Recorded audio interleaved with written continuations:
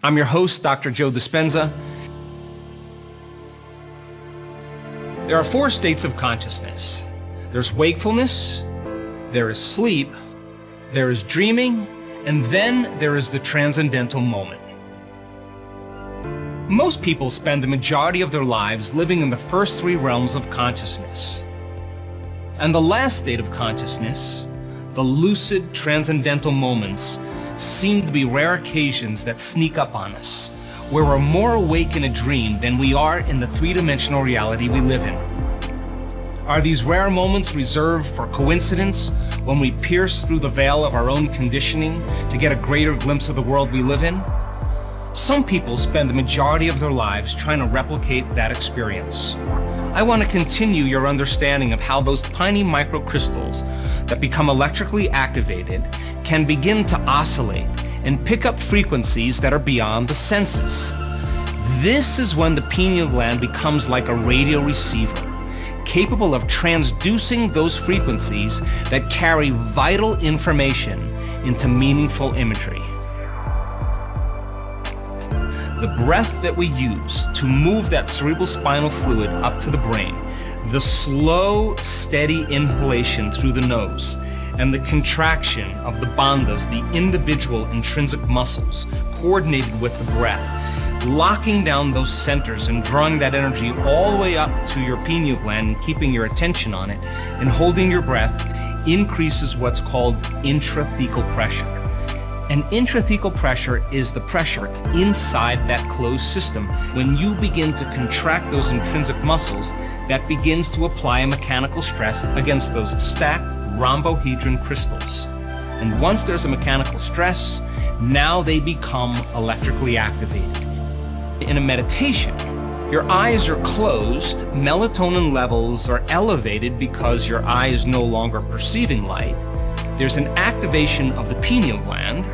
Once those crystals become electrically activated, now they function like a radio receiver and they can pick up frequencies that are no longer consistent with visible light.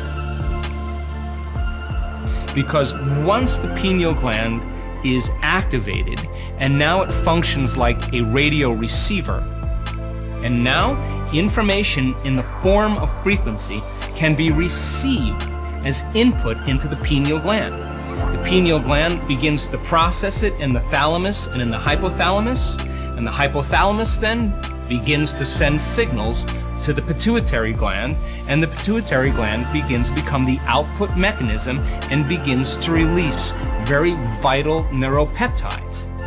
So when the pineal gland and the brain is functioning in a very coherent manner, it can now pick up a signal, and the orderliness begins to produce a very orderly chemical expression that begins to influence every one of the hormonal centers or energy centers of the body.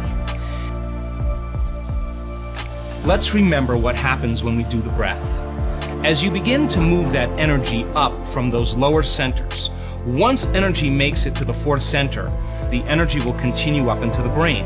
As it moves up and activates the pineal gland, and the pineal gland begins to signal the pituitary, now all of a sudden it begins to release its neuropeptides and neurohormones. We now know that there's an external electromagnetic field.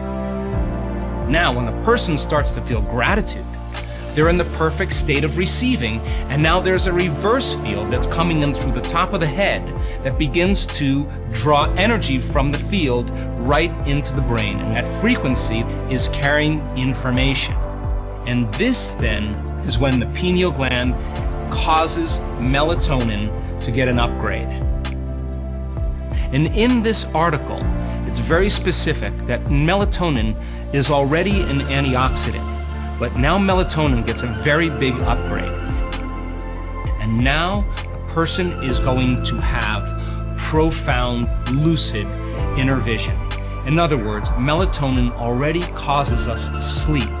But when it becomes a transducer, that frequency then is transduced into profound imagery, the same way a TV antenna takes frequency and turns it into a picture. And the pineal gland has been called the 3rd eye because we're having a profound inner vision that is more real than the world we live in. And we can say then, the person is having a full-on sensory experience without their senses. And all of the cells now begin to oscillate and produce more coherent light and information. And we could say in one moment, the person's getting a biological upgrade. Information from the field is literally changing the human operating system. The pineal gland, when fully activated, is a crystalline superconductor that receives information through the transduction of energetic vibrational signals, that's frequencies beyond the senses, the quantum field, into biological tissue, the brain and the mind, in the form of meaningful imagery, the same way as an antenna translates different channels onto a TV screen. And when the pineal gland is activated, now we have information that's being downloaded into our nervous system that's transcendent of our senses. Now, what's the side effect of that? Here comes the profound mystical moment. You now may have the experience of moving from space-time to time-space, where all of those dimensions exist. Now you may have the experience of coming out of your body, traveling down a long tunnel of light, your body being filled with energy that you are now perceiving. You may experience a past, present, or a future life that's all happening in the eternal now. When the pineal gland becomes activated, it literally begins to transduce powerful frequencies into meaningful imagery. Now, what's the side effect of that?